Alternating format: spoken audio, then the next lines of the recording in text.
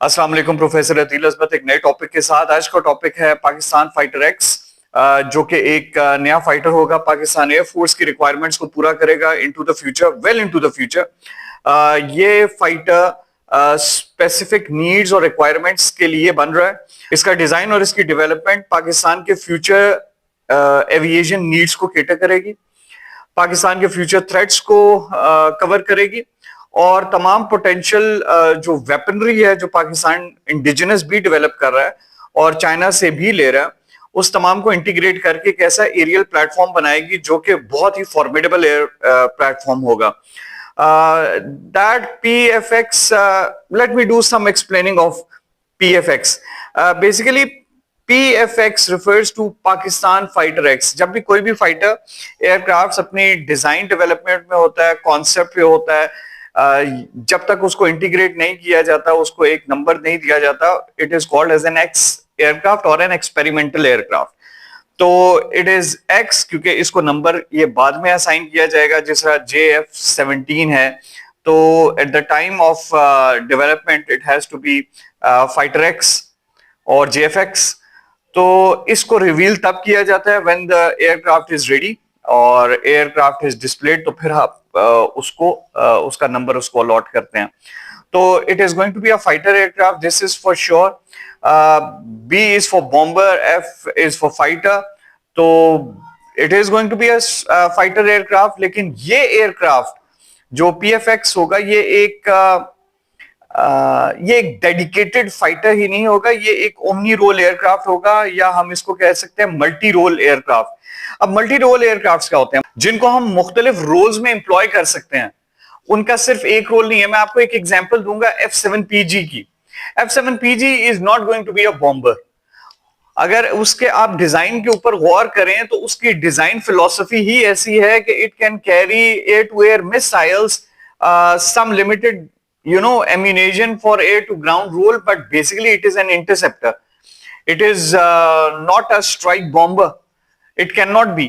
लेकिन जब हम JF-17 थंडर को देखते हैं, जब हम F-16 को देखते हैं और जब हम J-10C को देखते हैं, तो ये तीन वो एयरक्राफ्ट हैं जिनको आप मुख्तलिफ रोल्स में मुख्तलिफ तरीकों से एम्प्लॉय कर सकते हैं। मैं आपको एक एग्जांपल देता हूं F-18 हॉर्नेट की, सुपर हॉर्नेट की, जो कैरियर बेस्ड एयरक्राफ्ट है यूनाइटेड स्टेट्स नेवी का। अब वो एयरक्राफ्ट स्ट्राइक रोल भी करता है, वो एयरक्राफ्ट इंटरसेप्टर भी करता है, वो एयरक्राफ्ट बड़ी एयर टू एयर रिफ्यूलिंग भी करता है। तो आप फिर उसके ऊपर जैमिंग पॉड्स भी लगी होती हैं।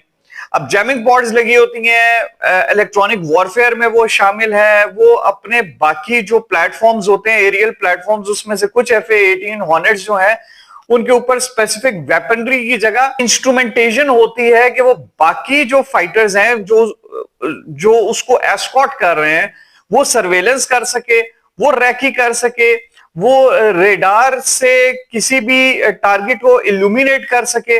जैमिंग पॉड्स लगी हुई हैं। तो this is what is an omni role aircraft. It can perform all of the roles. ये ऐसे नहीं है कि jack of all trades and master of none. तो हर एयरक्राफ्ट की कुछ लिमिटेशंस होती हैं। यही वजह है कि F-16 होने के बावजूद यूनाइटेड स्टेट्स एयरफोर्स के पास A-10 है। A-10 ग्राउंड रोल के लिए, ग्राउंड अटैक के लिए। यूनाइटेड स्टेट्स एयरफोर्स के पास B-1 है, B-2 है, B-52 है, लैंसर्स हैं।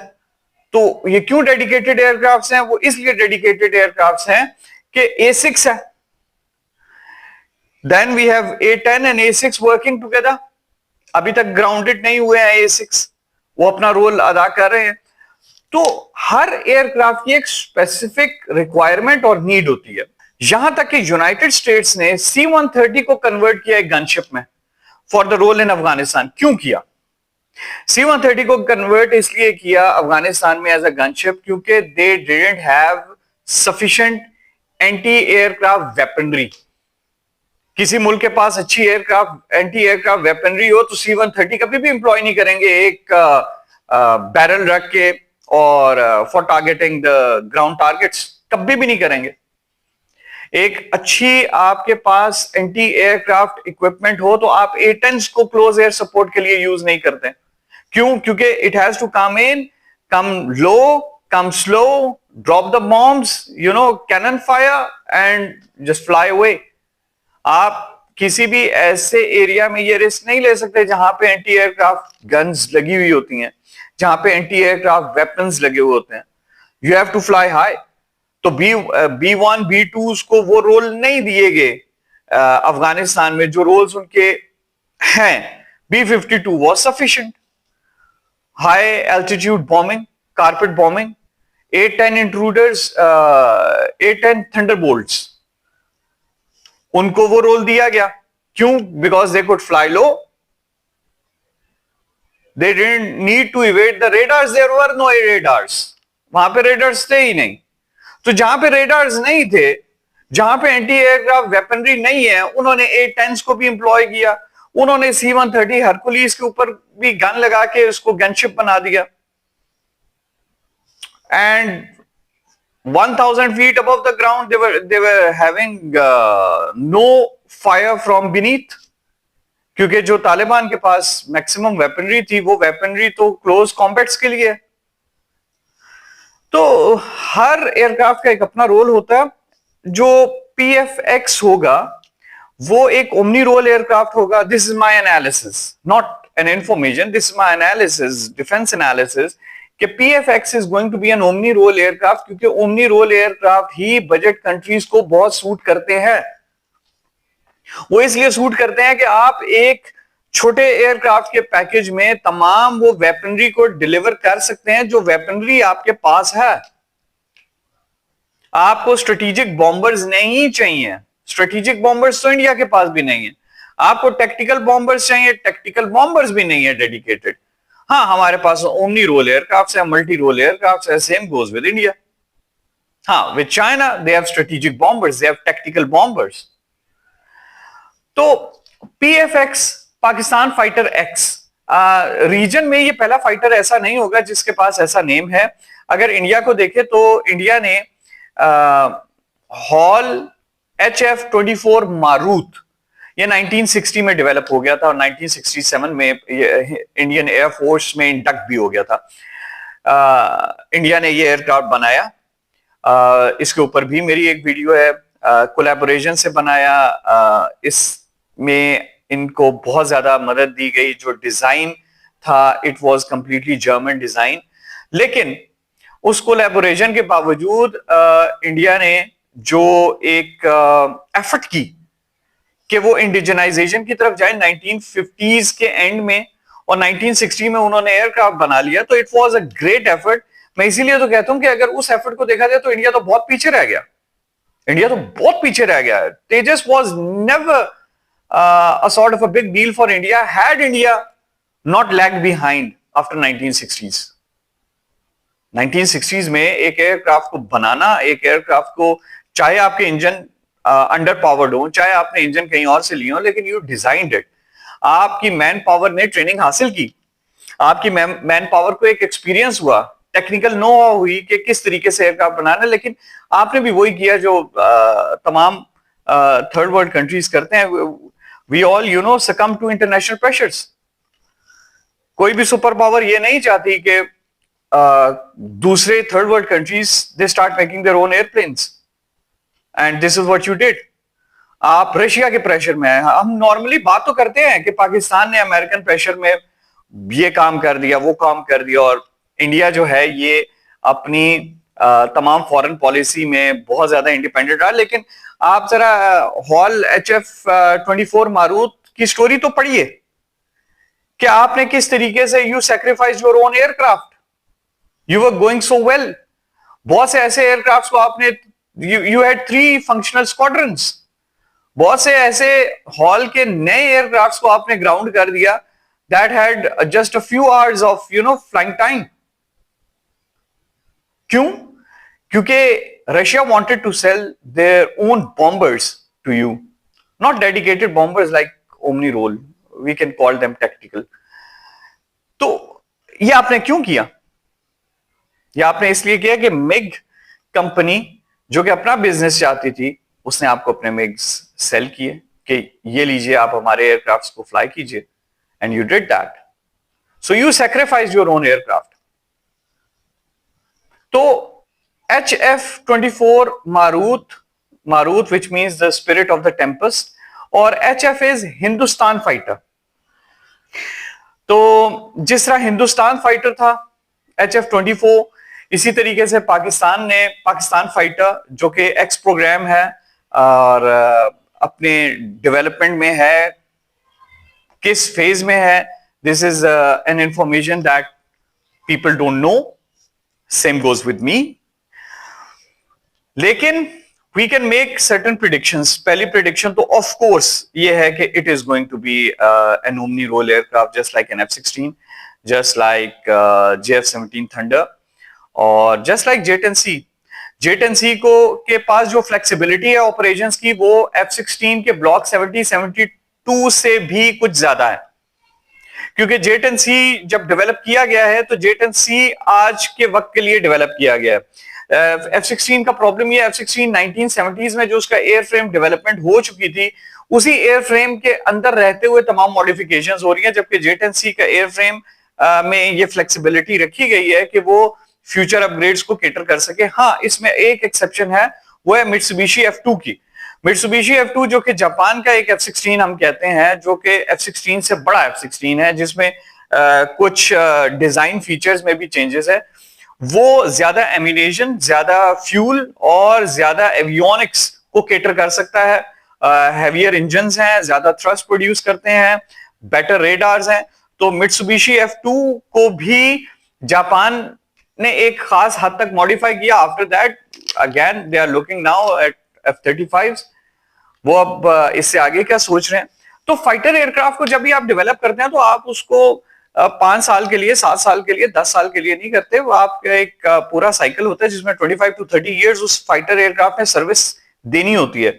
उन 25 to 30 इयर्स में आपने ये देखना होता है कि 20 साल बाद वॉरफेयर कैसी होगी, 25 साल बाद वॉरफेयर कैसी होगी, जैमिंग इक्विपमेंट्स कैसे आ जाएंगे, कौन कौन से मिसाइल्स में क्या क्या चेंजेस आ चुकी होंगी जिसको उस एयरक्राफ्ट ने कैरी करना होगा। फॉर एग्जाम्पल, मैंने एक एग्जाम्पल दी थी कि जो मिराज है, मिराज 3 एंड मिराज 5 पुराने एयरक्राफ्ट हैं, लेकिन आप उनकी ग्राउंड क्लियरेंस देखें when they are on the runway, कितनी ग्राउंड क्लियरेंस है।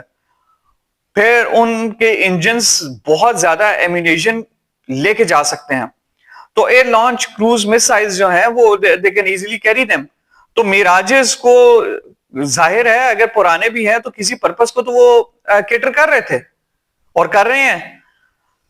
तो ऐसे फाइटर एयरक्राफ्ट्स को बनाना जो कि मैक्सिमम पे लोड भी ले जाए, ऐसे एयरक्राफ्ट्स को बनाना जो कि मैक्सिमम पे लोड भी ले जाए, तमाम आपके पे लोड को ना सिर्फ कैरी कर सके बल्कि जो आपके पायलॉन्स हैं, अंडरविंग पायलॉन्स और तमाम हार्ड पॉइंट्स, उन हार्ड पॉइंट्स को एम्प्लॉय भी बहुत अच्छे तरीके से कर सके, कुछ ग्राउंड क्लियरेंस भी हो। बहुत सारी चीजें इसमें मैटर करती हैं। फिर पावर ऑफ द इंजन बहुत मैटर करती है कि एयरक्राफ्ट की क्या पावर है, इंजन की क्या पावर है और थ्रस्ट टू वेट रेशियो क्या है, वो किन किन रोल्स में एम्प्लॉय हो सकता है। तो बहुत सारी चीजें कंसिडरेशंस में होती हैं, उनको कंसिडर करना पड़ता है जब आप फाइटर एयरक्राफ्ट को डेवलप कर रहे होते हैं। और it's not an easy thing, it's a very challenging thing. जो डिजाइन हमें बहुत हल्का सा एक नजर आता है लाइंस में, जब भी आप PFX को देखते हैं, एक डिजाइन फिलॉसफी, उसकी जो पिक्चर उन्होंने दी है उसमें झलक रही होती है और उसमें हम आसानी से देख सकते हैं कि वो एक ट्विन इंजन एयरक्राफ्ट होगा, जो मुझे लगता है, because this is a double rudder and then there is going to be 2 engines. और एक मैंने वीडियो देखी थी जिसमें एक कनार्ड भी थी, so there was a canard and delta. तो कनार्ड और डेल्टा की कॉम्बिनेशन भी लग रही है, लेकिन जब तक ये एयरक्राफ्ट डिजाइन इसका ऑफिशियली सामने नहीं आता, we can just make predictions about it. लेकिन this one is for sure कि PFX जो है ये एक डिजाइन कॉन्सेप्ट है, डिजाइन फेज में है। ये अपनी रीजन का पहला इंडिजिनस फाइटर नहीं है। हमारे साथ इंडिया ने मारूद बनाया हुआ है और तेजस बना हुआ है। यहाँ पे कोलैबोरेशन से JF-17 थंडर पाकिस्तान और चाइना की कोलैबोरेशन से बना हुआ है। तो let's see how all of it comes out. लेकिन मैंने आपको पहले बताया कि ये श्योर है कि it is going to be a lot better than JF-17 block 3, क्योंकि यही एक कॉन्सेप्ट बनता है कि आप न्यूअर एयरक्राफ्ट की तरफ जाएंगे। अगर आपका जो एग्जिस्टिंग प्लेटफॉर्म है, जो J-10Cs हैं, जो JF-17 थंडर्स हैं, ब्लॉक 3 बेशक हो जाए, अगर वो वैसा ही एयरक्राफ्ट है तो फिर इस तरीके से रिडंडेंट सिस्टम्स बनाने का फायदा नहीं है।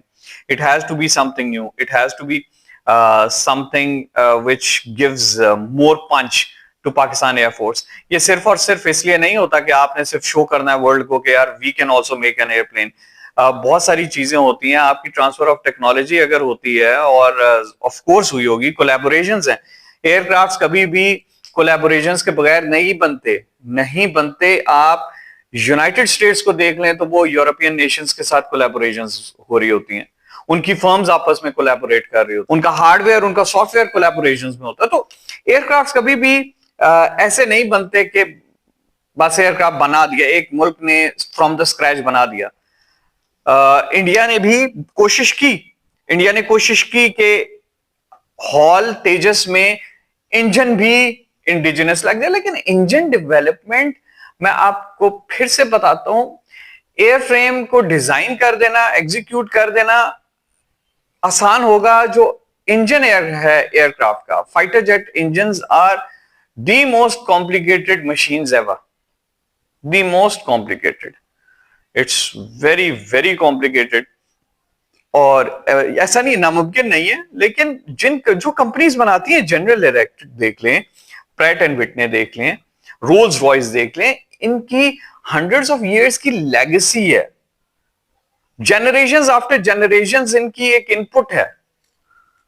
They have been in the business for so long time that they know the secrets.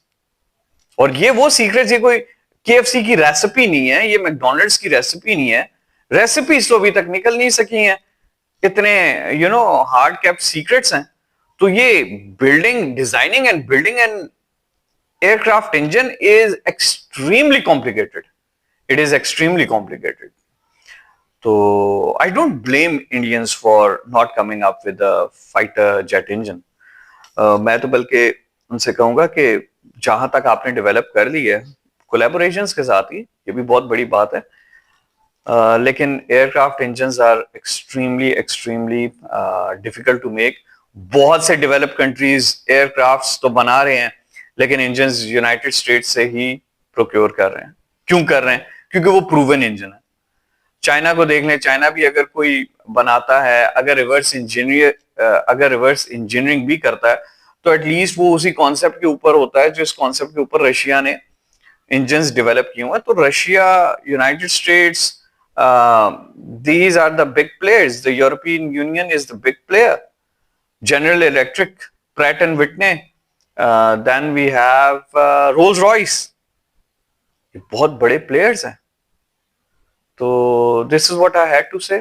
और best of luck Pakistan Air Force with Pakistan Fighter X program. मुझे लगता है कि within a few years इसकी कुछ शेप हमारे सामने आने शुरू हो जाएगी, और हमें पता चल जाएगा कि जो हमारा एनालिसिस था, क्या ये एनालिसिस करेक्ट था और किस हद तक करेक्ट था। लेकिन I am telling you once again, an omni role aircraft, multi role aircraft of medium और light category is expected. Let's see what happens. अगर आपको वीडियो अच्छी लगी, like, subscribe and support professor Adeel Azmat. Thank you so much. किसी और video में मिलते हैं। अल्लाह हाफिज।